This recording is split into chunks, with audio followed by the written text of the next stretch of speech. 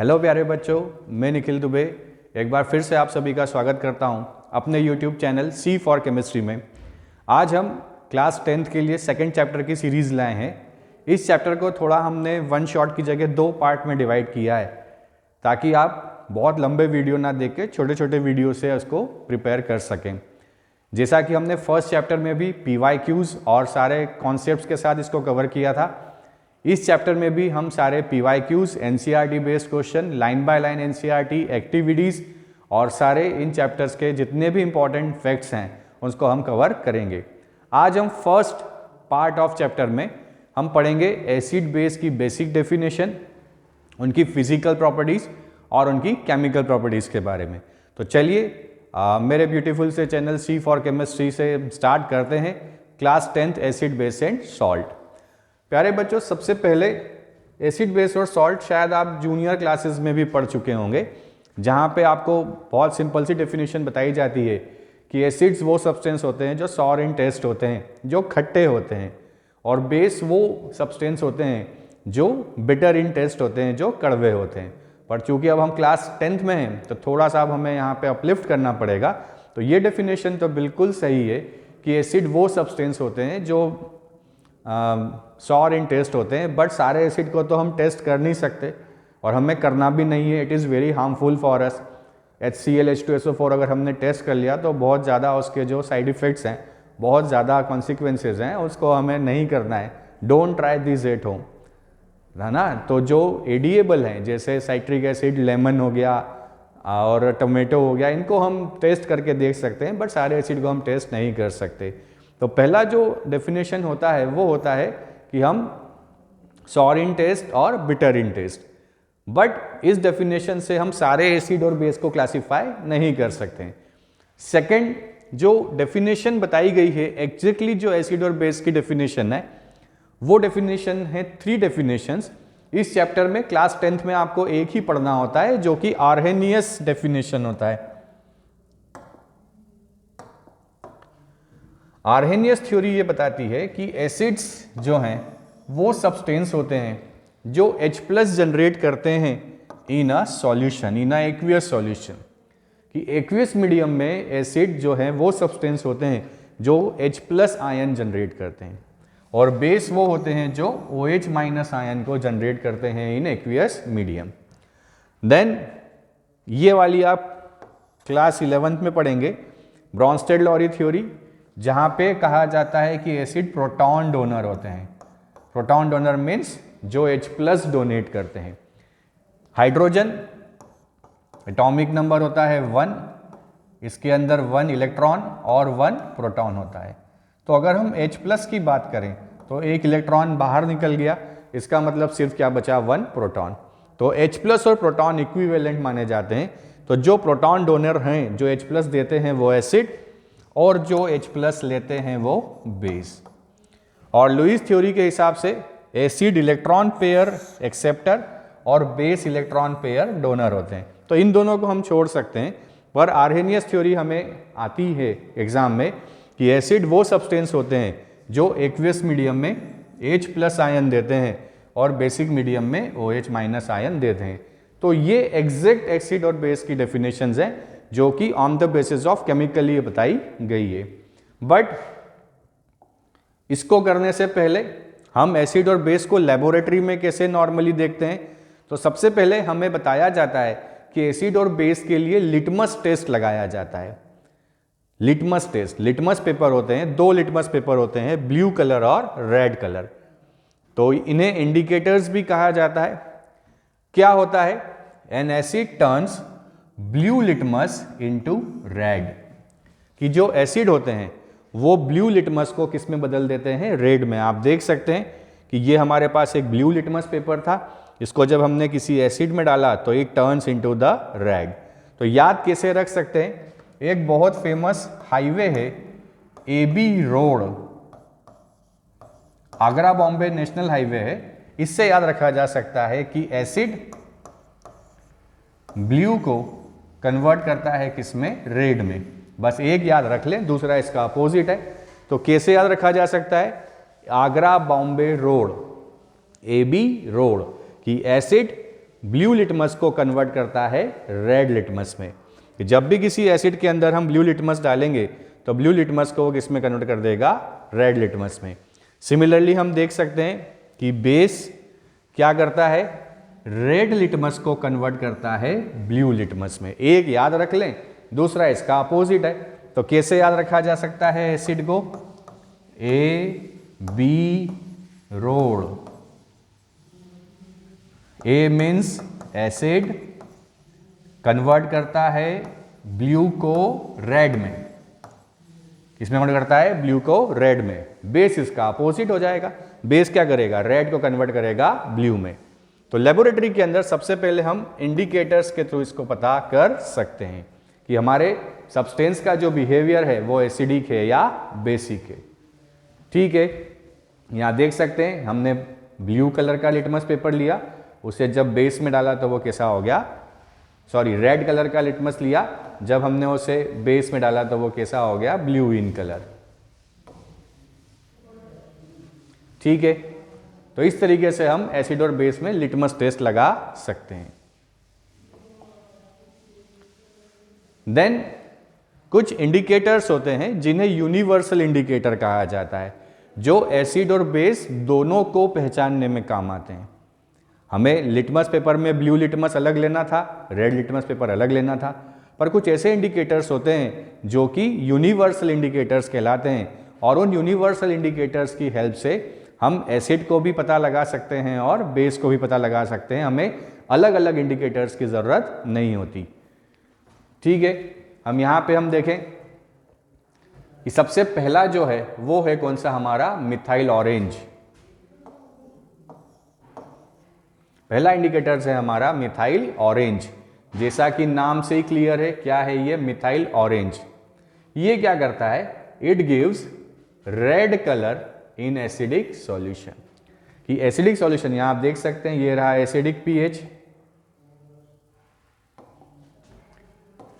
कि acidic solution में methyl orange जो है वो कैसा कलर दे रहा है, रेड कलर देता है। तो मिथाइल ऑरेंज जो है वो एसिडिक कलर, एसिडिक बिहेवियर में, एसिडिक नेचर में कौन सा कलर देता है, रेड इन कलर।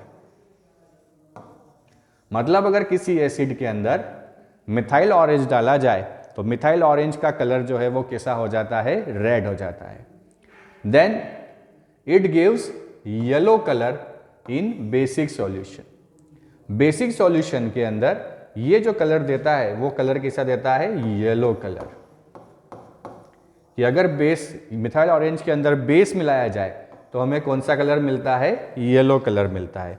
तो मिथाइल ऑरेंज एक यूनिवर्सल इंडिकेटर हुआ जिसकी हेल्प से हम एसिड और बेस दोनों को आइडेंटिफाई कर सकते हैं। तो क्या हो जाएगी समरी, कि methyl orange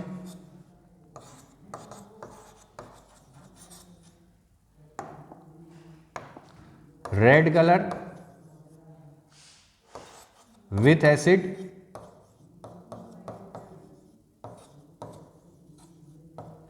and yellow colour with base. तो बेस के साथ कैसा कलर देता है, येलो कलर। तो इस यूनिवर्सल इंडिकेटर से हम क्या पता लगा सकते हैं, एसिड और बेस का कलर आइडेंटिफाई कर सकते हैं। देन अगले टाइप का जो हमारा इंडिकेटर आता है उसे कहा जाता है phenolphthalein. It is also universal indicator. Phenolphthalein भी क्या है, यूनिवर्सल इंडिकेटर है।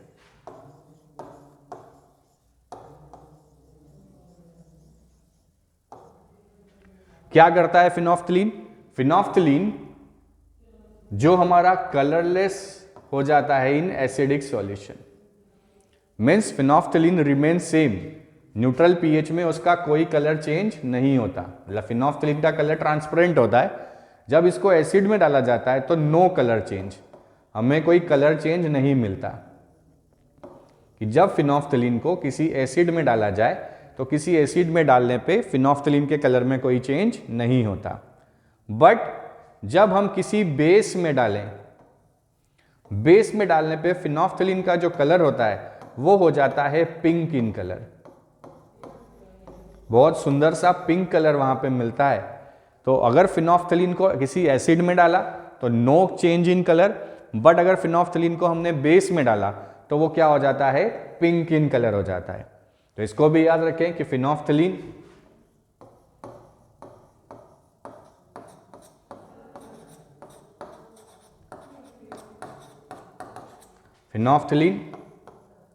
No colour change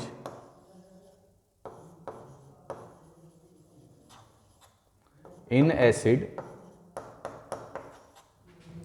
but pink color in base।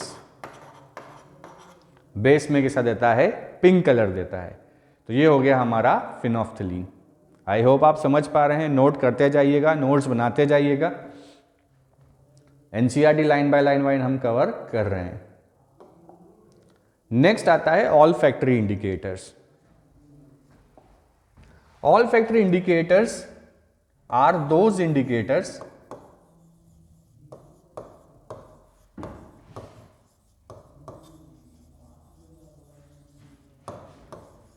which change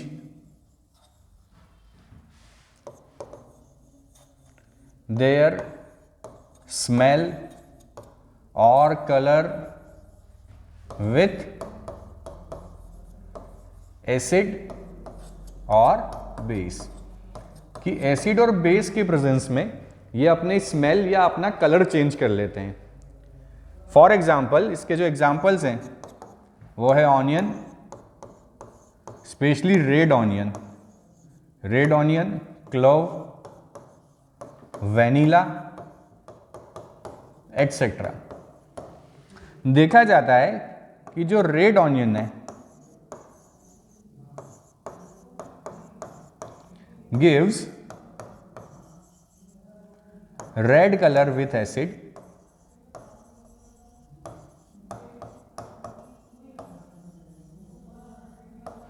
but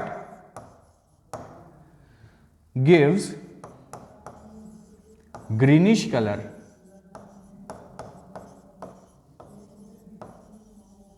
with base।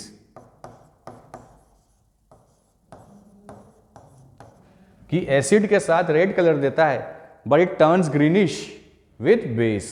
Red colour का ऑनियन, स्पेशली रेड ऑनियन, आपने देखा होगा थोड़े से पिंक ऑनियन भी आते हैं, और एक ऐसा ऑनियन जिसका जो छिलका होता है वो क्या होता है, रेडिश कलर का होता है। तो रेडिश कलर का जो ऑनियन है वो रेड कलर देता है विथ एसिड और gives greenish colour with base. तो ऑल फैक्ट्री इंडिकेटर्स ये वो होते हैं जो अपनी स्मेल बदल लेते हैं या कलर चेंज कर लेते हैं in the presence of acid and base. तो इन शॉर्ट कितने टाइप के इंडिकेटर्स हमने पढ़ लिए। सबसे पहला हमने पढ़ा लिटमस टेस्ट, कि एसिड क्या करता है, ब्लू लिटमस को रेड में कन्वर्ट कर देता है, देन बेस रेड को ब्लू में कन्वर्ट करता है। फिर हमने पढ़े यूनिवर्सल इंडिकेटर्स, जहां पे फिनोल्फथलीन और मिथाइल ऑरेंज। मिथाइल ऑरेंज क्या करता है, रेड कलर देता है और येलो कलर देता है। और फिनोल्फथलीन क्या करता है, एसिड के साथ कोई कलर नहीं देता बट बेस के साथ कैसा कलर देता है, पिंक कलर देता है। तो ये हैं हमारे इंडिकेटर्स। देन लास्ट कौन सा है, ऑल फैक्ट्री इंडिकेटर्स, जहां पे उनका स्मेल या कलर चेंज करते हैं in the presence of acid and base. Example जो है हमारा रेड ऑनियन। ठीक है बच्चों, इसको नोट कर लीजिए।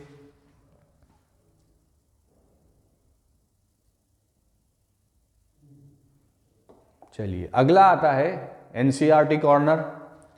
एनसीईआरटी कॉर्नर में पहला क्वेश्चन जो हमें इन टेक्स्ट दिया हुआ है वो क्वेश्चन क्या है कि you have provided with 3 test tube, one of them contain distilled water and the other 2 contain an acidic solution and a basic solution respectively. If you are given only red litmus paper, how will you identify the contents of each test tube? कि आपके पास 3 test tube है, you are provided with 3 test tube,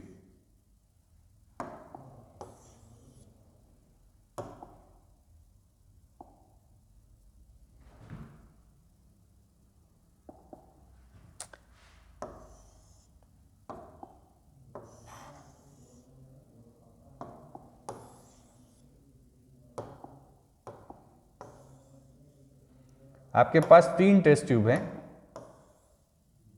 test tube A, test tube A, test tube B और test tube C. एक test tube के अंदर आपके पास क्या है, डिस्टिल्ड वाटर,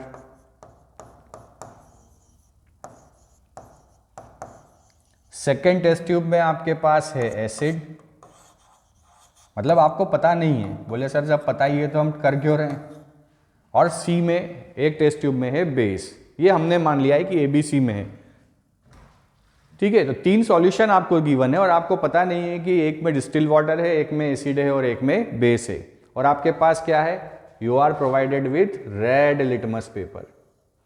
आपके पास क्या है, रेड लिटमस पेपर है। तो हमें पता है एसिड जो है वो ब्लू कलर को किस में बदल देता है, रेड में। बेस क्या करता है, रेड लिटमस को बदल देता है किस में, ब्लू में। और अगर न्यूट्रल है, ना एसिड है ना बेस है, तो उस चेंज में, उस कंडीशन में no colour change is observed. तो हम क्या करेंगे कि ये जो लिटमस पेपर हमें दिया है, इस लिटमस पेपर को तीनों सॉल्यूशन में ऐसा डिप करके देखेंगे। जिस भी केस में बेसिक सॉल्यूशन होगा वो क्या करेगा, उस रेड लिटमस को ब्लू में कन्वर्ट कर देगा। कि जैसे हमने तीनों में इसको डिप करके देखा और हमने देखा कि सी में हमारा कलर कैसा मिला है, ब्लू, इसका मतलब सी वाला कैसा हो गया, हमारा बेस। क्लियर है। फिर उस जो ब्लू में कन्वर्ट हो गया उसको फिर हम रिमेनिंग 2 में डिप करके देखेंगे। तो एसिड क्या करता है, ब्लू को फिर से रेड कन्वर्ट कर देता है। एसिड क्या करता है, फिर से उसको रेड कन्वर्ट कर देता है। तो क्या होगा, ब्लू से फिर क्या बन जाएगा, रेड। तो इस तरीके से इधर बेस पता चल गया और इधर एसिड, तो रिमेनिंग क्या हो गया हमारा, डिस्टिल वाटर। मतलब जहां कलर चेंज नहीं हुआ है वहां क्या होगा आपका, डिस्टिल वाटर। जहां पे रेड लिटमस ब्लू में कन्वर्ट हो गया है वो क्या होगा, बेस। और जहां पे वो ब्लू लिटमस फिर से रेड में कन्वर्ट हो गया है वो क्या होगा, एसिड। इस तरीके से हम क्या कर सकते हैं, इन तीनों टेस्ट ट्यूब में पता लगा सकते हैं। ठीक है, समझ पा रहे हैं, नोट कर लीजिए इसे।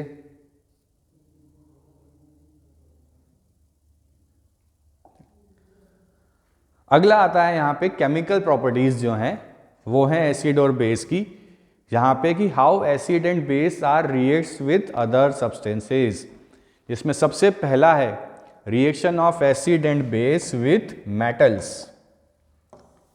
कि एसिड और बेस मेटल के साथ कैसे रिएक्ट करते हैं। It's a very important.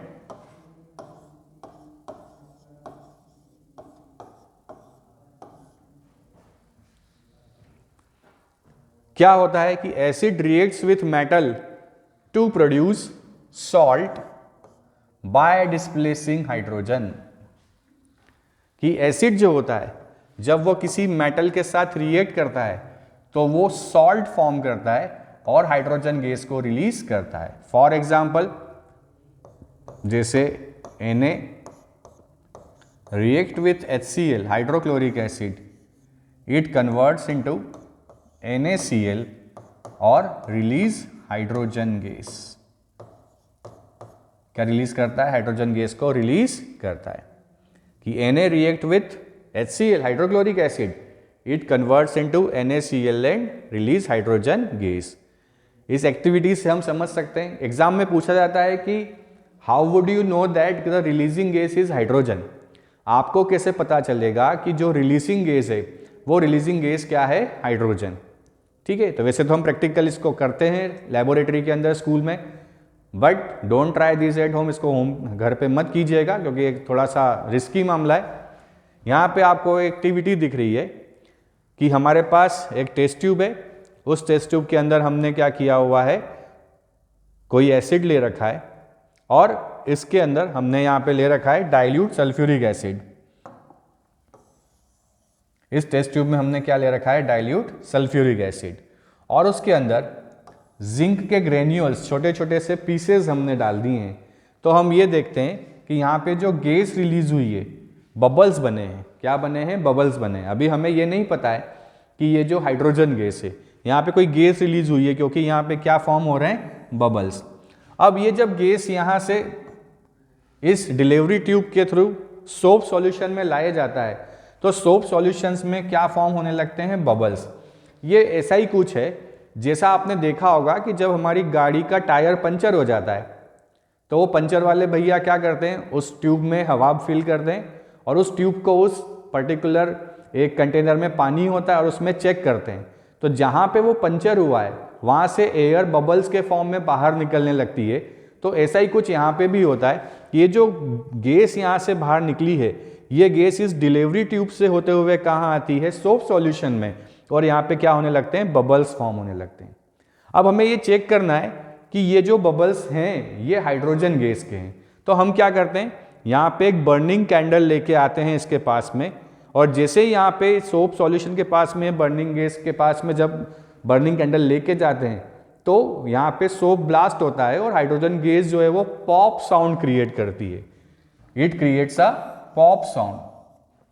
तो जब भी हम बर्निंग कैंडल लेके किसी गैस के पास जाएं and it creates a pop sound, इसका मतलब जो गैस रिलीज हुई है वो गैस हमारी कौन सी है? हाइड्रोजन गैस है।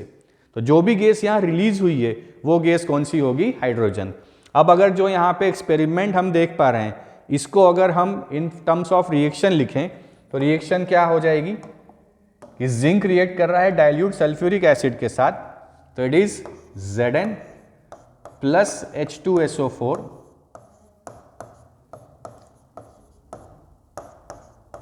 it converts into ZnSO4 plus hydrogen gas. तो ये इस एक्सपेरिमेंट का हमारा रिएक्शन हो गया। बच्चों, बड़ा इंपॉर्टेंट क्वेश्चन है। हमें 3 गैसेस के बारे में बार बार पूछा जाता है क्लास 10th में, hydrogen gas, brown gas nitrogen dioxide NO2 और कार्बन डाइऑक्साइड गैस। तो carbon dioxide gas brisk effervescence के साथ निकलता है, मतलब बबल्स सडनली बाहर आते हैं, तो कौन सी गैस हो गई? Carbon dioxide. और उस गैस को जब लाइम वाटर से पास करते तो वो कैसा हो जाता है? मिल्की। तो पहली जो गैस हमने अभी पढ़ी है वो कौन सी गैस रिलीज हो रही है? Hydrogen gas. तो ये हमें एज इट इज NCERT में गिवन है। तो पहला रिएक्शन क्या हुआ कि एसिड जब किसी मेटल के साथ रिएक्ट करता है तो क्या बनाता है? Salt plus hydrogen gas. अब यहां पे एक वेरी इंपॉर्टेंट पॉइंट, क्या सारी मेटल एसिड के साथ रिएक्ट करके हाइड्रोजन गैस रिलीज करती हैं? नहीं। जैसे कॉपर जो है do not react with acid and release hydrogen gas. Copper acid के साथ रिलीज करके कोई सॉल्ट और हाइड्रोजन गैस नहीं बनाता। क्यों नहीं बनाता? जरा देखें। नॉर्मली इस रिएक्शन में हो क्या रहा है? हो ये रहा है कि जो सोडियम है, जो मेटल है, वो इस एसिड के हाइड्रोजन को रिप्लेस कर रहा है, डिस्प्लेस कर रहा है। और चैप्टर 1 में हम अच्छे से पढ़ के आते हैं कि डिस्प्लेसमेंट तभी होता है जब हायर रिएक्टिव कोई एलिमेंट लो रिएक्टिव एलिमेंट को क्या करे? डिस्प्लेस करता है। तो सोडियम का रिएक्टिविटी हाइड्रोजन से ज्यादा है, इसलिए सोडियम क्या करता है? यहाँ हाइड्रोजन को डिस्प्लेस कर देता है। बट कॉपर का रिएक्टिविटी हाइड्रोजन से कम होता है। कॉपर का रिएक्टिविटी हाइड्रोजन से कम होता है, इसलिए कॉपर इस हाइड्रोजन को डिस्प्लेस कर नहीं पाता है।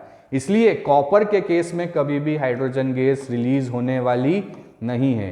तो मोस्टली मेटल्स जिनका रिएक्टिविटी हाइड्रोजन से ज्यादा होता है वो सारे एसिड से हाइड्रोजन गैस को रिलीज कर देते हैं, पर जिन मेटल की रिएक्टिविटी हाइड्रोजन गैस से कम है वो हाइड्रोजन गैस को रिप्लेस नहीं कर पाते। अब किन किन की कम है, इसको हम एक पंच लाइन से याद रख सकते हैं।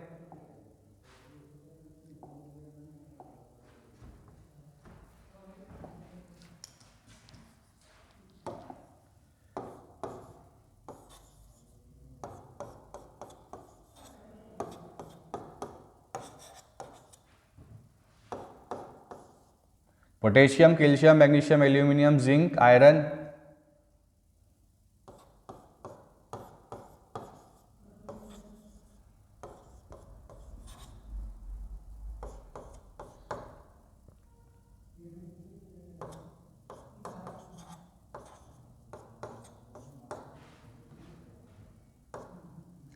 कि करीना ने कार मांगी, हिंदी में लिख देते हैं, करीना ने कार मांगी अल्टो जेन फरारी।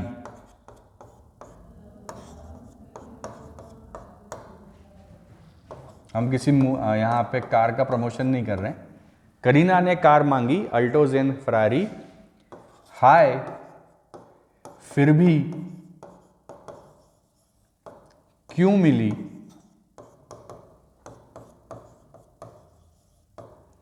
Silver plated Audi. तो हम देख सकते हैं यहां पे कि हाइड्रोजन की जो पोजीशन है वो कॉपर से ऊपर है, मतलब हाइड्रोजन कॉपर से ज्यादा रिएक्टिव होता है, इसलिए कभी भी कॉपर हाइड्रोजन को डिस्प्लेस नहीं कर पाता है। तो ये रिएक्टिविटी सीरीज आपको थर्ड चैप्टर जो आपका मेटल और नॉन मेटल है वहां पे भी आएगी, इसलिए यहीं पे हम याद कर लें कि करीना ने कार मांगी अल्टो जेन फरारी, फिर भी हाय, पीबी सॉरी ऊपर आएगा, फिर भी हाय क्यों मिली सिल्वर प्लेटेड ऑडी, पीबी यहां आएगा, फिर भी हाय क्यों मिली सिल्वर प्लेटेड ऑडी। तो कॉपर जो है उसकी रिएक्टिविटी हाइड्रोजन से कम है, इसलिए कभी भी कॉपर एसिड से हाइड्रोजन को डिस्प्लेस नहीं कर सकता। तो आई होप ये कॉन्सेप्ट आपको क्लियर हुआ होगा कि सारी मेटल यहां पे एसिड से हाइड्रोजन नहीं निकाल सकती, कॉपर नहीं निकाल पाता क्योंकि उसका रिएक्टिविटी हाइड्रोजन से कम होता है। ठीक है, बढ़े आगे। तो पहली हमारी रिएक्शन है reaction of acid and base with metals. चलिए अगला है how do metal carbonates and metal hydrogen carbonates reacts with acid.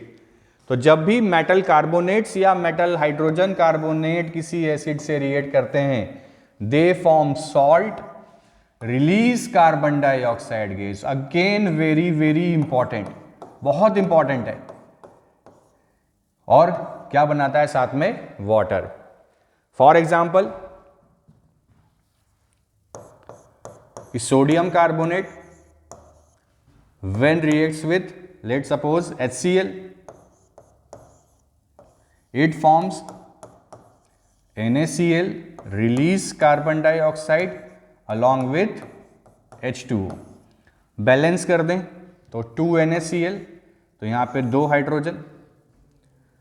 तो देखिए क्या बन रहा है, sodium carbonate when reacts with hydrochloric acid, NaCl क्या है बेटा? एक सॉल्ट है, नमक, हम उसको सॉल्ट बोलते हैं, टेबल सॉल्ट बोलते हैं, ठीक है। बट सॉल्ट की ये डेफिनेशन सही नहीं है। सॉल्ट का मतलब होता है हर वो सब्सटेंस जिसके अंदर एक केटायन और एक एनायन प्रेजेंट हो। तो यहाँ Na+ और Cl- 1 cation and 1 anion is present, इसलिए नमक को क्या कहा गया है? सॉल्ट। और कौन सी गैस रिलीज हो रही है यहाँ पे? Carbon dioxide. अब फिर पूछा जाता है कि आपको कैसे पता लगागा कि यहाँ पे जो गैस है वो रिलीजिंग गैस कौन सी है? Carbon dioxide. तो जो ये गैस रिलीज होती है यहाँ पे, ये carbon dioxide gas, it releases with brisk effervescence.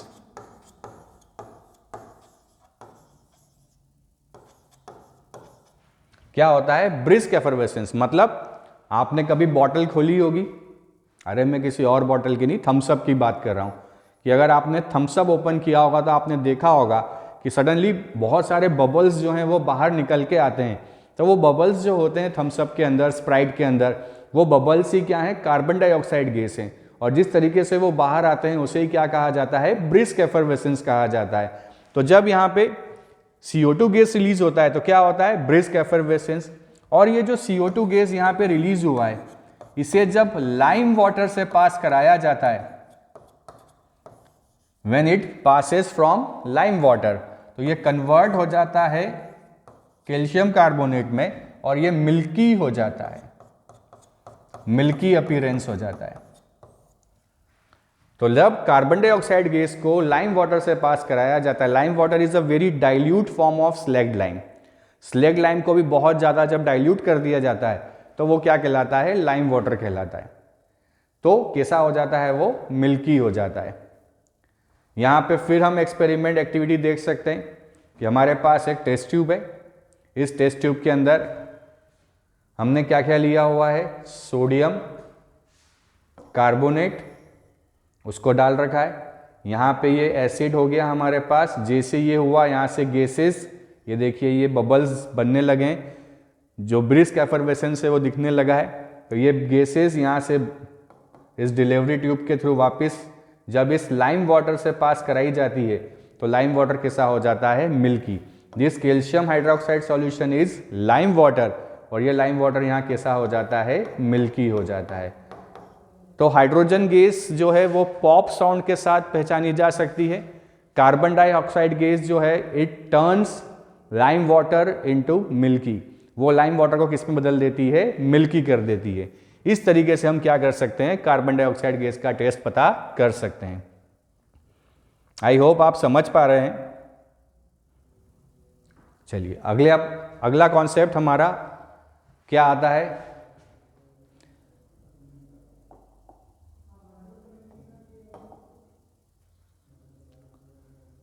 यहां पे हम मेटल हाइड्रोजन कार्बोनेट की रिएक्शन भी लिख दें, सेम रिएक्शन है, बहुत ज्यादा डिफरेंस नहीं है रिएक्शन में। Na2CO3 की जगह हम यहां क्या ले लें, NaHCO3, react with HCl, same product बनेगा NaCl plus CO2 plus H2O, same carbon dioxide gas release होगी, वही ब्रिस्क एफर्वेसेंस के साथ होगी और लाइम वाटर को क्या करेगी, मिल्की करेगी। चलिए अगला हम देखते हैं क्या है। अगला है how do acids and base reacts with each other, very very important, again very important.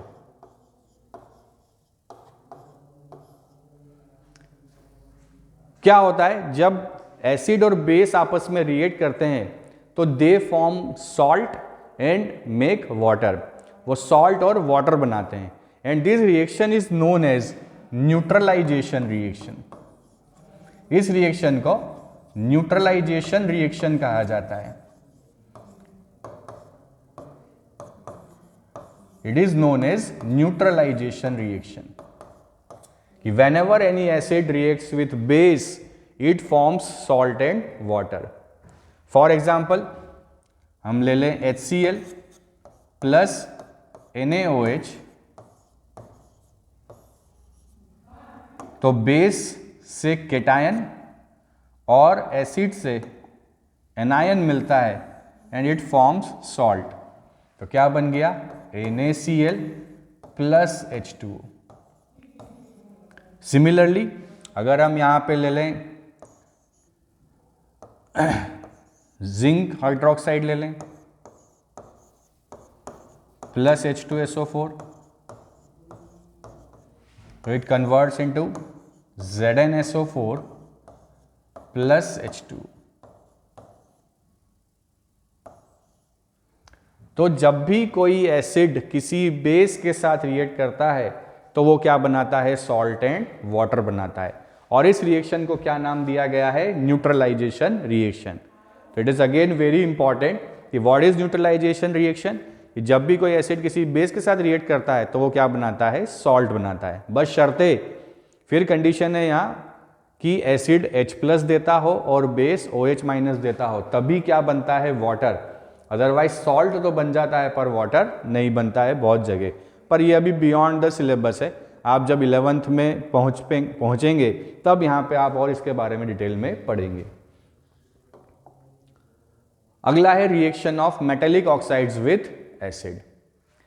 देखिए जरा, फिर इंपॉर्टेंट है कि मेटेलिक ऑक्साइड्स जब एसिड के साथ रिएक्ट करता है तो क्या बनाता है, सॉल्ट और वाटर। बोले सर रिएक्शन तो कुछ सुनी सुनी सी लग रही है।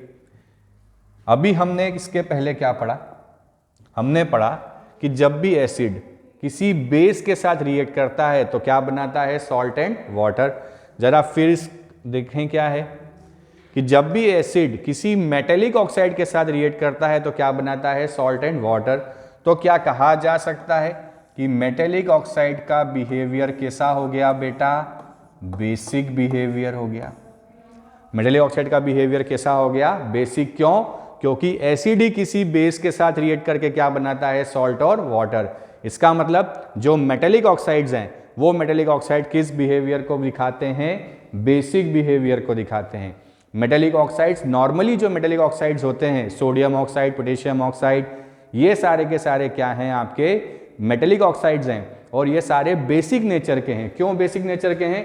क्योंकि जब ये ऑक्साइड वाटर के साथ रिएक्ट करते हैं तो on reacting with water they form base. ये क्या बनाते हैं? बेस बनाते हैं। इसलिए सारे मेटेलिक ऑक्साइड्स क्या होते हैं? बेसिक इन नेचर होते हैं। पर कुछ एम्फोटेरिक भी होंगे, ये हम अगले चैप्टर में डिटेल में पढ़ेंगे। तो यहां पे हम देख पा रहे हैं कि मेटेलिक ऑक्साइड्स एसिड के साथ रिएक्ट करके क्या बनाता है? सॉल्ट और वाटर।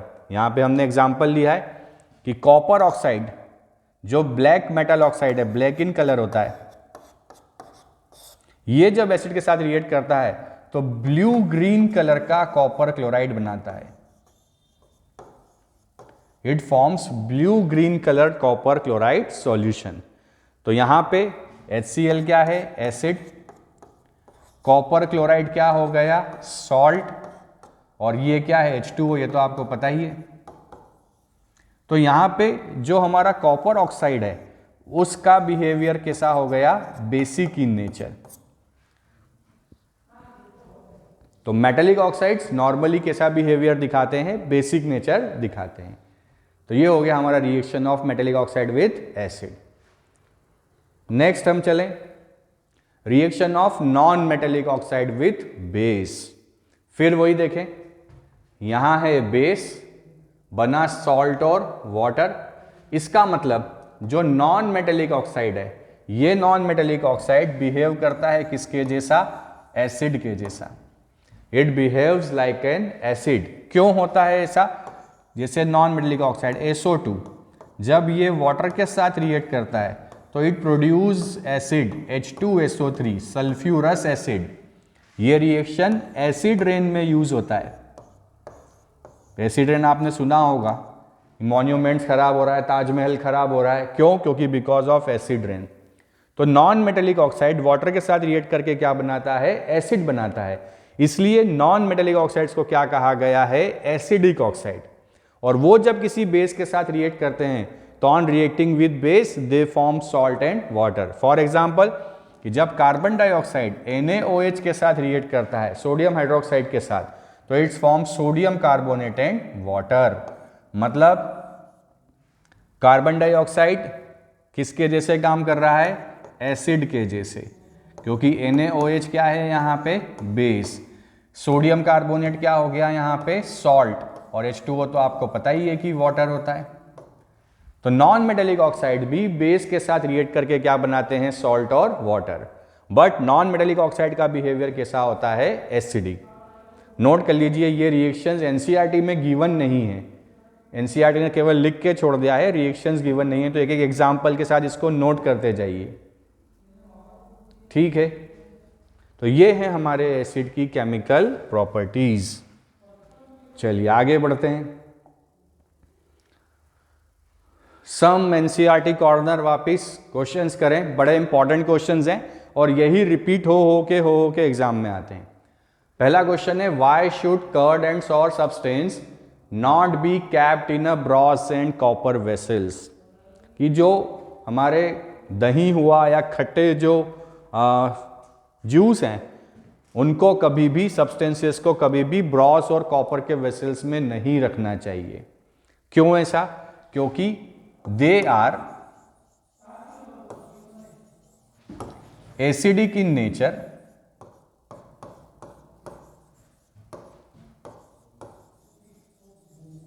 जैसे कर्ड को अगर हम रख दें तो कर्ड में एसिडिक नेचर होता है कर्ड का, and they react with metal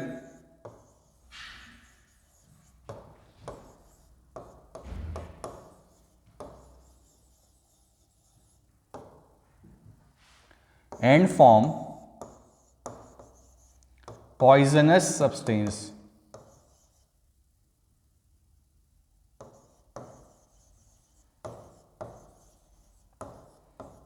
आप देखेंगे कि अगर कॉपर के वेसल में दही जमा दिया जाए तो जहाँ कॉपर का वेसल और दही ऊपर का जो लेयर है वो लेयर ग्रीन कलर की हो जाती है, इट बिकम्स पॉइजन, क्योंकि कॉपर और दही के अंदर, कर्ड के अंदर जो एसिडिक सब्सटेंस है वो आपस में रिएक्ट कर लेते हैं और वो पॉइजनस सब्सटेंस हो जाता है, जिसके कारण फूड पॉइजनिंग हो सकता है।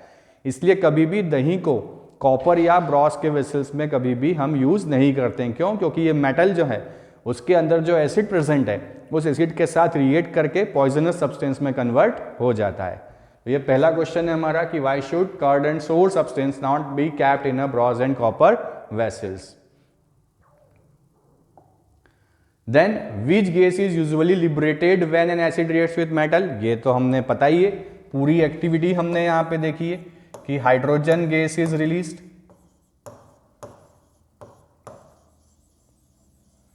और कैसे पता चलता है कि रिलीजिंग गैस हाइड्रोजन है? It burns with pop sound, कि hydrogen gas burns with pop sound, कि पॉप साउंड के साथ बर्न होता है। इलस्ट्रेट विद एग्जांपल, पूरी एक्टिविटी हम कर चुके हैं। अगला, metal compound A reacts with dilute chloric acid. देखिए बेटा, इस टाइप के क्वेश्चन है ना, आप लिखते जाइएगा कि क्या कर रहा है। ए रिएक्ट कर रहा है किसके साथ? डाइल्यूट हाइड्रोक्लोरिक एसिड, मतलब HCl के साथ, डाइल्यूट HCl के साथ। Produce effervescence. अभी मैंने आपसे कहा था कि एफरवेसेंस मतलब कौन सी गैस? Carbon dioxide gas. कौन सी gas? Carbon dioxide gas. Pop sound मतलब कौन सी गैस? Hydrogen gas. तो यहां पे कौन सी gas? Carbon dioxide gas. The gas evolve extinguishes a burning candle. ये भी आपको पता है कि अगर बर्निंग हमें कराना होता है तो बर्निंग के लिए ऑक्सीजन गैस कंपलसरी है, और अगर एक्सटिंग्विशर आंख बुझाना है तो कार्बन डाइऑक्साइड गैस चाहिए। आपने देखा होगा कि आपके स्कूल की बसों में रेड कलर का एक सिलेंडर रखा होगा, वो ड्राई आइस का है, क्योंकि CO2 जो है वो फायर एक्सटिंग्विशर के जैसे काम करता है। तो यहाँ पे जब A HCl के साथ रिएक्ट कर रहा है तो वो क्या कर रहा है? यहाँ पे कार्बन डाइऑक्साइड गैस बाहर निकाल रहा है। Right a balance chemical equation for the reaction if one of the compounds formed is calcium chloride. मतलब जो सॉल्ट यहां बन रहा है वो सॉल्ट क्या बन रहा है? कैल्शियम क्लोराइड यहां पे बन रहा है, और हमें पता है साथ में क्या बनता है? H2O। तो अगर यहां पे जो सॉल्ट बन रहा है वो कैल्शियम क्लोराइड बन रहा है, मतलब यहां पे A क्या होगा? A will be the metal carbonate. A क्या होगा यहां पे? Metal carbonate. अब कौन सी मेटल? तो वो मेटल हमें पता चलेगी कहां से? यहां से, कि कैल्शियम क्लोराइड दिया है, मतलब A जो है वो क्या होना चाहिए? कौन सा कार्बोनेट होना चाहिए? It will be calcium carbonate. तो A क्या हो जाएगा हमारा यहाँ पे? Calcium carbonate. कि जब कैल्शियम कार्बोनेट रिएक्ट करेगा HCl के साथ तो it release carbon dioxide gas और बनाता है कैल्शियम क्लोराइड विथ वाटर। ठीक है, यहां पे बैलेंसिंग कर दें, 2 आ जाएगा। तो बड़ा सिंपल सा NCERT क्वेश्चन है, ऐसे क्वेश्चन पूछे जाते हैं एग्जाम में। नोट कर लीजिए।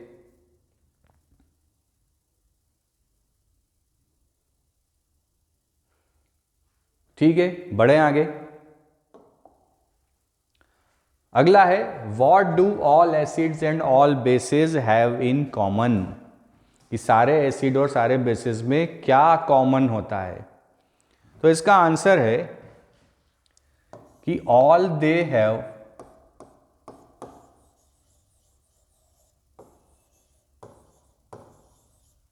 Ions in their aqueous solution. कि अपने एक्वियस सॉल्यूशन के अंदर उनके पास क्या होते हैं? आयंस होते हैं। मीन्स किसी भी एसिड या बेस को जब वाटर के अंदर डिसॉल्व किया जाता है तो वो आयंस में डिसोसिएट हो जाता है। किसमें डिसोसिएट होता है? आयंस में। कैसे होता है? इसके लिए एक एक्टिविटी हमारे पास है कि हमने यहाँ पे एक डाइल्यूट HCl लिया हुआ है सॉल्यूशन। डाइल्यूट HCl का सॉल्यूशन हमारे पास है विथ रबर कॉर्क। इस रबर कॉर्क के अंदर 2 आयरन नेल हमने लगा रखा है और इन आयरन नेल से कनेक्टिंग वायर्स के थ्रू हमने एक बैटरी कनेक्ट किया हुआ है। क्या किया हुआ है? एक बैटरी बना रखी है और यहाँ पे एक बल्ब लगा रखा है। क्या लगा रखा है? Bulb, globe. पुराने गांवों में इसको ग्लोब बोला जाता है। येलो कलर की रोशनी होती थी, शायद आपने देखी भी नहीं होगी। येलो कलर की जो है लाइट मिलती थी बल्ब से, फिर बल्ब जो है CFL में कन्वर्ट हुआ, CFL LEDs में आया, तो बल्ब बोलते थे गांव में इसको, गुलूब। क्या बोलते थे? गुलूब। तो यहाँ पे हमने एक बल्ब कनेक्ट कर रखा है विद अ स्विच। हम ये देखते हैं कि जब इस स्विच को ऑन किया जाता है तो स्विच को ऑन करने में बल्ब जो है वो ग्लो करने लगता है। क्या करने लगता है? बल्ब ग्लो करने लगता है। इसका मतलब ये हुआ कि बेटा बैटरी है, तो जब भी आप बैटरी और बल्ब कनेक्ट करोगे तो बल्ब तो ग्लो करेगा। बट थोड़ा सा फिजिक्स हम देखें कि यहाँ पे करंट तभी फ्लो होता है जब पूरा सर्किट कंप्लीट होता है।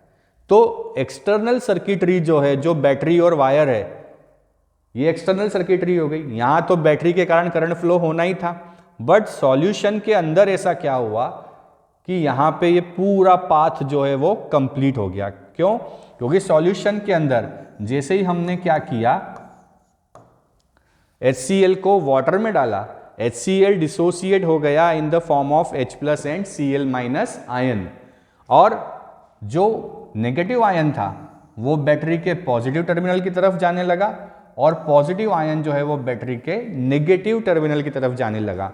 मतलब सॉल्यूशन के अंदर जो कंडक्टिविटी हो रही है वो हो रही है बिकॉज ऑफ आयंस, और बैटरी के कारण जो कंडक्टिविटी हो रही है वो हो रही है बिकॉज ऑफ फ्री इलेक्ट्रॉन। जैसा आपको पता ही है कि बैटरी चार्ज स्टोर करता है, तो बैटरी के कारण कंडक्टिविटी इलेक्ट्रॉन के कारण, और यहाँ पे सॉल्यूशन के कारण जो कंडक्टिविटी हो रही है वो आयंस के कारण।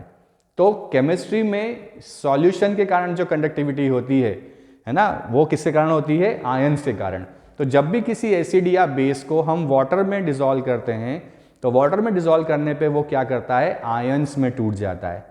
तो ये सिर्फ वो अपने एक्वियस सॉल्यूशन में ही कर पाता है, बिना किसी और। अगर हम HCl का वेपर ले लेते हैं यहाँ पे, तो HCl का वेपर यहाँ पे कभी भी आयन में डिसोसिएट नहीं होता। तो अगर आपसे पूछा जाए कि ये पर्टिकुलर सॉल्यूशन तो इलेक्ट्रिसिटी कंडक्ट नहीं कर रहा है पर ये पर्टिकुलर सॉल्यूशन इलेक्ट्रिसिटी कंडक्ट कर रहा है, तो आपका आंसर क्या होगा कि जो सॉल्यूशन इलेक्ट्रिसिटी कंडक्ट कर रहा है वो आयंस के फॉर्म में कन्वर्ट हो चुका है, पर जो सॉल्यूशन इलेक्ट्रिसिटी कंडक्ट नहीं कर रहा है वो आयंस के फॉर्म में कन्वर्ट नहीं हुआ है, इसलिए उस केस में बल्ब ग्लो करने वाला नहीं है। तो क्या कॉमन होता है एसिड और बेस में?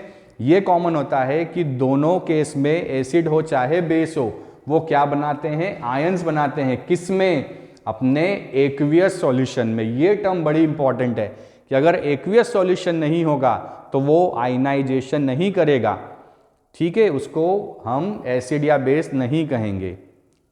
तो हाइड्रोक्लोरिक एसिड तभी होता है जब वो HCl AQ लिखा हो। AQ के फॉर्म में ही क्या होगा? वो H+ और Cl- में कन्वर्ट होगा। तो अपना एसिडिक बिहेवियर, एसिड वो सब्सटेंस जो हमने कहा स्टार्टिंग में कि एसिड वो सब्सटेंस होते हैं जो क्या करते हैं? H+ आयन देते हैं, बट किस में? एक्वियस मीडियम में। एक्वियस मीडियम में ही वो H+ आयन दे सकते हैं, किसी और मीडियम में दे नहीं सकते। बड़ा इंपॉर्टेंट पार्ट है ये चैप्टर का, यहां से हर साल क्वेश्चन पूछे ही जाते हैं, तो इसको अच्छे से समझिएगा। बढ़े आगे, चलिए अगला देखिए। आ गया है क्वेश्चन कि why do HCl, HNO3 etcetera show acidic characters in aqueous solution while solution of compounds like alcohol and glucose do not show acidic character। अगर ग्लूकोज का हम फॉर्मूला लिखें, आपको पता होगा ग्लूकोज का फॉर्मूला C6H12O6, और एल्कोहल का अगर लिखें एथेनॉल C2H5OH, तो ये भी पूछा जा सकता है कि HCl के पास भी H है, HNO3 के पास भी H है, ग्लूकोज के पास भी H है, एल्कोहल के पास भी H है, पर HCl और HNO3 में यहाँ पे ये बल्ब जो है ये ग्लो कर रहा है, पर बाकी केस में ये बल्ब ग्लो नहीं करता है। ऐसा क्यों होता है? कि ग्लूकोज और एल्कोहल के पास भी हाइड्रोजन का प्रेजेंस है और हाइड्रोजन का प्रेजेंस होने के बावजूद यहाँ पे ये बल्ब ग्लो नहीं करता, तो इसका आंसर क्या होगा कि in case of HCl and HNO3, in case of HCl and HNO3 they ionizes but glucose and alcohol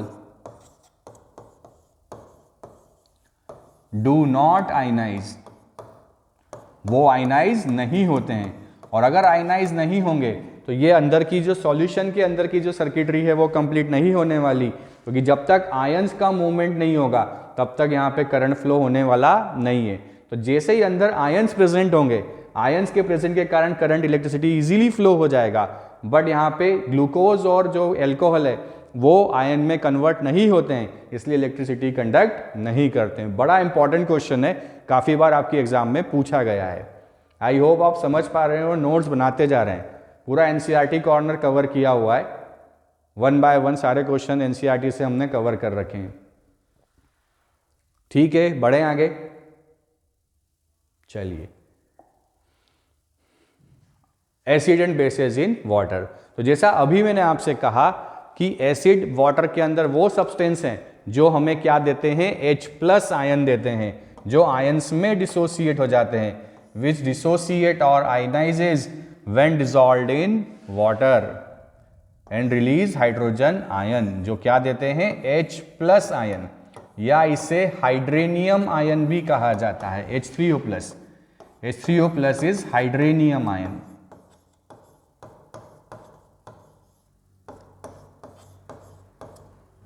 हाइड्रेनियम ion.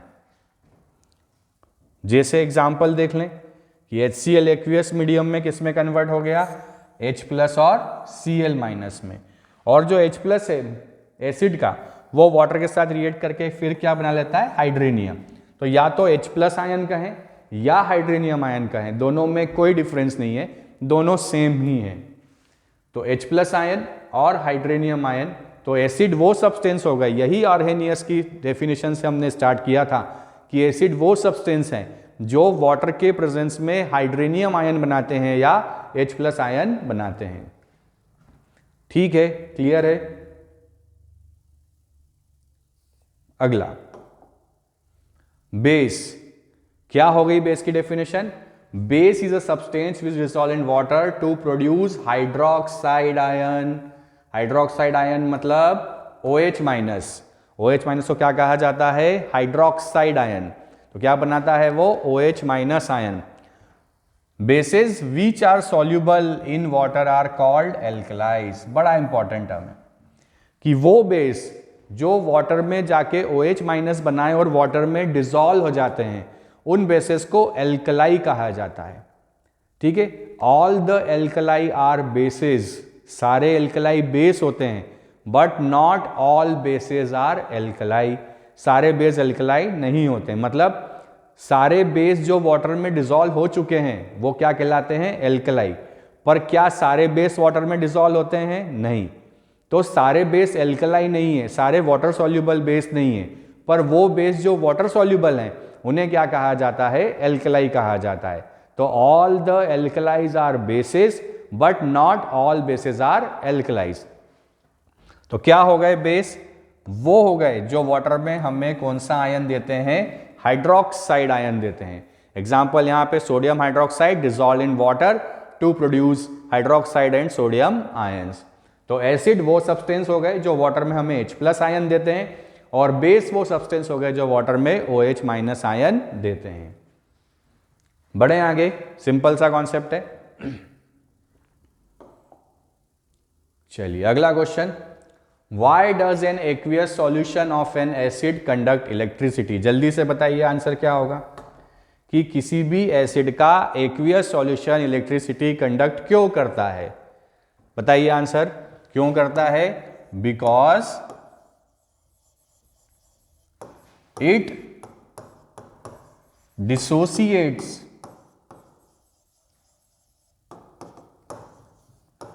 into the form of ion।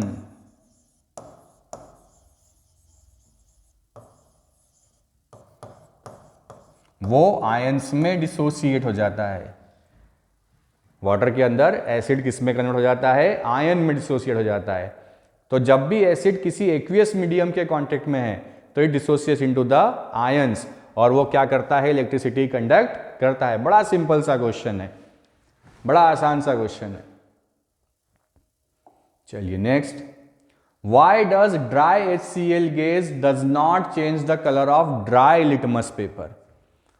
बढ़िया क्वेश्चन है, बहुत बार एग्जाम में पूछा हुआ है। Very very very very very important, बहुत important question है कि हमारे पास जो एसिड है वो भी कैसा है बेटा? ड्राई HCl है, मतलब एक्वियस मीडियम नहीं है। और जो हमारा लिटमस पेपर है वो लिटमस पेपर भी कैसा है? ड्राई है। अब अगर दोनों ही ड्राई हैं, इसका मतलब यहां पे कभी आयनाइजेशन होने वाला नहीं है। आयनाइजेशन की जो शर्त है कि या तो ड्राई HCl की जगह क्या हो जाता? HCl एक्वियस, और इस HCl एक्वियस को ड्राई लिटमस पेपर पे डालते तो HCl क्या हो चुका है? आयन में डिसोसिएट हो चुका है, तो वो लिटमस पेपर के कलर को चेंज कर देता। या फिर हमारा लिटमस पेपर ड्राई की जगह कैसा होता? वेट लिटमस पेपर होता, और उस वेट लिटमस पेपर पे अगर हम ड्राई HCl डालते तब भी क्या होता? HCl का आयनाइजेशन हो जाता। तो HCl के आयनाइजेशन के लिए कंडीशन क्या है? मीडियम एक्वियस होना चाहिए। या तो एसिड खुद एक्वियस मीडियम में हो, या फिर क्या हो कि जो हमारा लिटमस पेपर है वो लिटमस पेपर में वाटर का प्रेजेंस हो। दोनों में से किसी में भी अगर वाटर का प्रेजेंस होगा तो वहां पे आयनाइजेशन होगा, और आयनाइजेशन के कारण क्या होगा? लिटमस पेपर का कलर चेंज हो जाएगा। आयनाइजेशन के कारण क्या होगा? इलेक्ट्रिसिटी कंडक्ट होगी। तो जब भी इस टाइप के क्वेश्चन आए कि लिटमस पेपर का कलर क्यों चेंज हो रहा है, या लिटमस पेपर का कलर चेंज क्यों नहीं हो रहा है, इलेक्ट्रिसिटी क्यों कंडक्ट हो रही है, क्यों कंडक्ट नहीं हो रही है, तो आपको क्या करना है? आपको ये देखना है कि वहां पे आयनाइजेशन हो रहा है या नहीं हो रहा है। अगर आयनाइजेशन पॉसिबल है तो इलेक्ट्रिसिटी कंडक्शन होगा, लिटमस पेपर का कलर चेंज होगा। और अगर आयनाइजेशन पॉसिबल नहीं है तो ना तो इलेक्ट्रिसिटी कंडक्शन होगा, ना ही लिटमस पेपर का कलर चेंज होगा। तो इसे एक सिंगल कॉन्सेप्ट से आप क्या कर सकते हैं? सारे क्वेश्चन बना सकते हैं। आई होप आपको समझ में आ रहा होगा। नेक्स्ट जो है, चलिए नेक्स्ट क्वेश्चन देखते हैं। नेक्स्ट क्वेश्चन क्या है हमारा? While diluting an acid, why is it recommended that acid should be added to water and not water to acid? बड़ा इंपॉर्टेंट क्वेश्चन है, बहुत इंपॉर्टेंट क्वेश्चन है।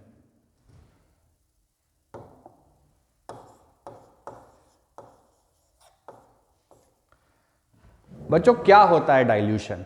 डाइल्यूशन का मतलब होता है किसी भी एसिड के अंदर वाटर को मिलाना, मतलब एसिड को वाटर के अंदर डिसॉल्व करना। तो क्वेश्चन ये बोल रहा है कि क्या करना चाहिए? एसिड के अंदर वाटर मिलाना चाहिए या वाटर के अंदर एसिड मिलाना चाहिए? बोले सर बात तो एक ही है, अल्टीमेटली चाकू तरबूज पे गिरे या तरबूज पे चाकू गिरे, कटना तो तरबूज ही है। तो अल्टीमेटली कॉन्सेंट्रेशन तो कम होना एसिड का ही है, तो फर्क क्या पड़ रहा है? नहीं नहीं नहीं, बहुत फर्क पड़ता है। लेबोरेटरी में जब आप इस चीज़ को करेंगे तो आपको समझ में आएगा कितना फर्क पड़ता है। तो रिकमेंडेड ये किया जाता है कि वाटर के अंदर ड्रॉप बाय ड्रॉप एसिड मिलाया जाए। कभी भी एसिड में वाटर मिलाया नहीं जाता। उसके पीछे रीजन ये है कि जब किसी एसिड का डाइल्यूशन किया जाता है तो this dilution is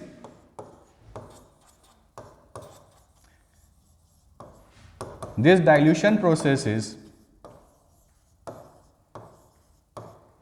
highly exothermic in nature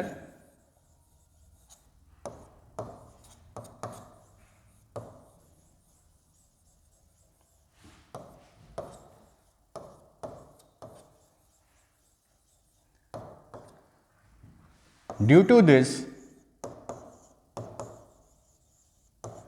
very large amount of heat is released। Container हमारा इतना गर्म हो जाता है कि उसको पकड़ा भी नहीं जा सकता। तो जो हमारा प्रोसेस होता है डाइल्यूशन का, वो डाइल्यूशन का प्रोसेस हाईली एक्सोथर्मिक होता है, बहुत ज़्यादा अमाउंट में रिलीज होता है हीट। तो अगर हम वाटर के प्रेजेंस में वाटर को अगर एसिड में डालें तो इतना एक्सोथर्मिक है कि वो स्प्लैश आउट हो जाता है एसिड, और कभी कभी वो आपके कपड़ों पे गिर सकता है, आपको नुकसान पहुंचा सकता है, कभी कंटेनर भी ब्लास्ट कर सकता है। इसलिए क्या किया जाता है, वाटर के कंटेनर में ड्रॉप बाय ड्रॉप एसिड, एक साथ एसिड भी नहीं मिलाया जाता, ड्रॉप बाय ड्रॉप। एक ड्रॉप मिलाया, उसको कांस्टेंट स्टेयरिंग करते जाएं, हिलाते जाएं, फिर एक ड्रॉप मिलाया, फिर हिलाते जाएं, क्योंकि सारा एसिड एक साथ डाल देंगे तो भी क्या होगा, वहाँ पे बहुत ज़्यादा एनर्जी रिलीज होती है। तो डाइल्यूशन का जो प्रोसेस है एसिड का, वो हाईली एक्सोथर्मिक होता है, इसलिए कभी भी डाइल्यूशन को एक साथ एसिड को वाटर में मिलाया नहीं जाता, इट इज़ वेरी डेंजरस। ठीक है, आई होप आप क्वेश्चन कर पा रहे हैं, नोट कर रहे हैं। ठीक है, आगे बढ़ें। अगला है, how is the concentration of hydronium ion affected when a solution of N acid is diluted. क्या क्वेश्चन है, जरा क्वेश्चन समझने की कोशिश कीजिए कि आपने एक सॉल्यूशन बना लिया एसिड का, ये इतना सॉल्यूशन है। अब किसी सॉल्यूशन को डाइल्यूट करना, इसका मतलब क्या हुआ, इसका मतलब हुआ उसके अंदर पानी मिला देना, इसके अंदर पानी मिला देना। ऐसा कभी आपके साथ हुआ होगा, जैसे हम नॉर्मली मैं एक गांव से बिलोंग करता हूं, तो हमारे गांव में क्या होता है, जब खाना बनाए, मतलब किसी के यहाँ कोई फंक्शन होता है और जब खाना खाने जाना होता है, तो गांव में आज भी बैठ के खिलाने का रिवाज है कि एक लाइन बना दी जाती है। जैसे नॉर्मली सिटीज़ में तो बफर होता है, गांव में क्या होता है, बैठ के खाना खिलाते हैं, है ना। तो वहाँ पे क्या होता है, जैसे रायता बनाया है, क्या बनाया है, रायता, और वो बहुत अच्छा बना है। अब लोगों ने क्या किया, उसको तरीके से पिया है, बिल्कुल खूब। तो आखिरी में ऐसा लगने लगता है, उनको समझ में आने लगता है हलवाई लोगों को कि रायता कम पड़ने वाला है, तो वो क्या करते हैं, बहुत सारा पानी उसके अंदर डाल देते हैं। मतलब उन्होंने क्या किया है, रायते के कॉन्सेंट्रेशन को डाइल्यूट कर दिया है, पानी की क्वांटिटी क्या हो गई है, बढ़ गई है। तो क्वांटिटी किसकी बढ़ी बेटा, वाटर की क्वांटिटी बढ़ी। तो जब भी किसी सॉल्यूशन को हम डाइल्यूट करते हैं तो इसका मतलब हम क्या ऐड करते हैं, वाटर ऐड करते हैं। तो क्वेश्चन हमारा क्या बोल रहा है, क्वेश्चन ये बोल रहा है कि what is the concentration of hydronium ion affected when a solution of N acid is diluted. कि किसी एसिड के अंदर आपने क्या किया, वाटर को ऐड किया, तो वाटर को ऐड करने पे एसिड के अंदर जो H+ आयन है उनका कॉन्सेंट्रेशन क्या होगा। तो आप देख पा रहे हैं कि जैसे रायते का टेस्ट बदल जाता है, क्यों, क्योंकि रायता कम हो चुका है, पानी ज़्यादा हो चुका है।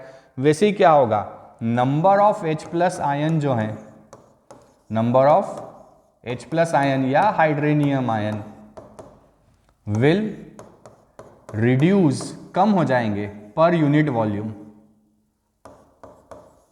क्योंकि वॉल्यूम इंक्रीज हो गया है।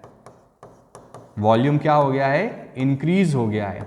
बहुत सारा पानी डालने से वॉल्यूम तो बढ़ गया है, पर एसिड के जो हाइड्रोनियम आयन है वो उतने ही है, तो कॉन्सेंट्रेशन क्या हो जाएगा, कम हो जाएगा। एसिड के हाइड्रोनियम आयन का कॉन्सेंट्रेशन डाइल्यूशन करने पे क्या होगा, कम हो जाएगा। तो बड़ा इंपॉर्टेंट क्वेश्चन है, सारे क्वेश्चन बेटा आपके एग्जाम्स में आए हुए हैं, तो पूरा NCERT क्वेश्चन हम कवर किए हुए हैं। आई होप आप समझ पा रहे हैं। चलिए next question, how is the concentration of hydroxide ion affected when excess base is dissolved in a solution of sodium hydroxide. बड़ा आसान सा क्वेश्चन बन गया कि हमारे पास सोडियम हाइड्रोक्साइड एक बेस है,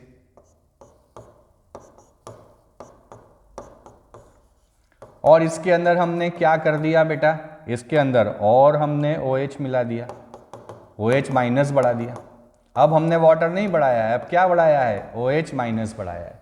तो क्या हो गया, नंबर ऑफ OH- आयन बढ़ गए और नंबर ऑफ OH- आयन बढ़ गए, इसका मतलब बेस का कॉन्सेंट्रेशन क्या होगा, इंक्रीज। तो यहां क्या हो जाएगा, बेसिक कॉन्सेंट्रेशन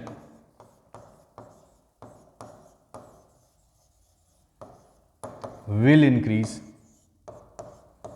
बेसिक कॉन्सेंट्रेशन क्या हो जाएगा, इंक्रीज हो जाएगा। क्यों, क्योंकि यहां पे हमने किसको बढ़ाया है, OH- आयन को हमने बढ़ाया है।